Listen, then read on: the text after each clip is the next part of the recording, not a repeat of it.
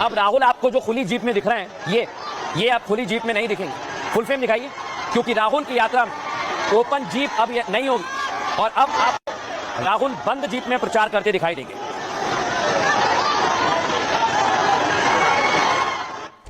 अब मैं आपको दिखाता हूं, ये आतंकी जो घुसे हुए ये राहुल गांधी के लिए भी दिक्कत पैदा कर रहे हैं, क्योंकि राहुल की यात्रा जहां जहां से गुजर रही है वो चुनौती पैदा कर रही है।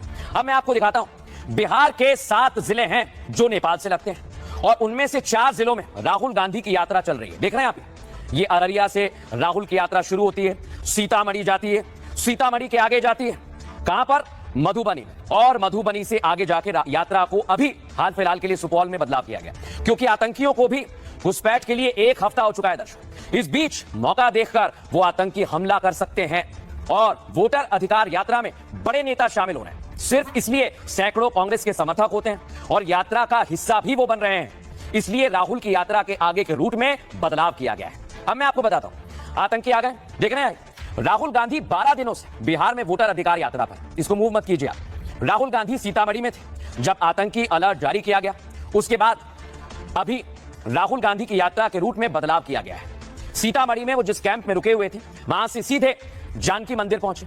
यहां रास्ते में कई जगह पर स्वागत मंच बनाया हुआ है और आपको यह भी बता दूं, वहां सुरक्षा कारणों की वजह से राहुल गांधी नहीं रुके हैं। जानकी मंदिर में दर्शन के बाद राहुल का रोड शो भी था, लेकिन वो आतंकी अलर्ट की वजह से कैंसिल कर दिया गया, यानी रोड शो नहीं होगा। इसके अलावा राहुल अब ओपन जीप की जगह बंद गाड़ी में चल रहे हैं। अब मैं आपको बताता हूं, राहुल गांधी की सुरक्षा पर सवाल खड़ा हो रहा है, लेकिन सिर्फ राहुल नहीं, कई नेता और आप लोग यानी आम जनता की सुरक्षा पर भी सवाल है। दिखाते हैं।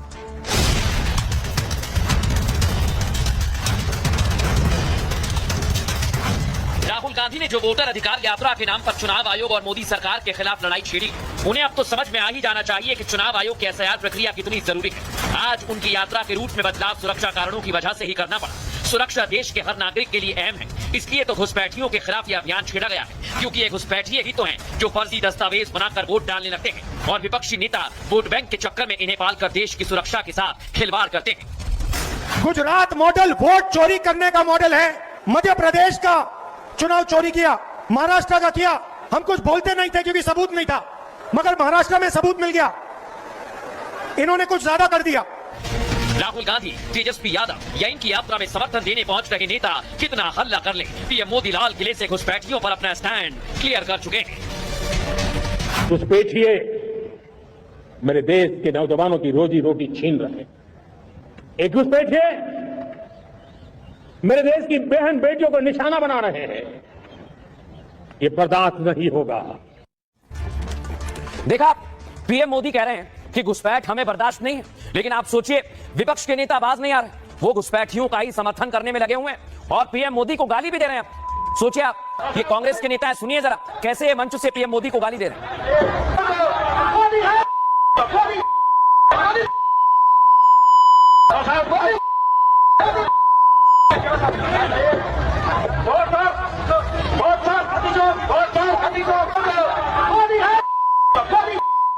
सोचिए आप, देश के प्रधानमंत्री को गाली दी जा रही है और इसकी खबर जैसे ही योगी आदित्यनाथ तक पहुंची, देखिए जरा, उन्होंने तुरंत सोशल मीडिया पर पोस्ट किया है और भड़क गए योगी आदित्यनाथ। उन्होंने कहा कि 140 करोड़ भारतवासियों की भावनाओं का अपमान है।